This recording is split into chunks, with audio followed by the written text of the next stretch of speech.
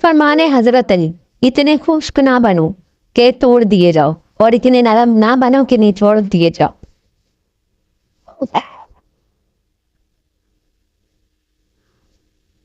لوگوں کو دعا کے لیے کہنے سے زیادہ بہتر ہے کہ ایسے عمل کروں کہ لوگوں کے دل سے آپ کے لیے دعا نکلے.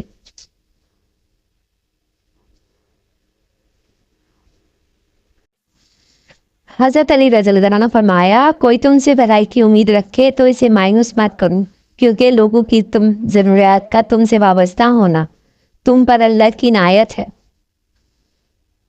مجھ تعجب ہے اس شخص پر جو اپنی برائیوں کو جانتا ہے لیکن جب اس سے برا کہا جائے تو ناراض ہو جاتا ہے.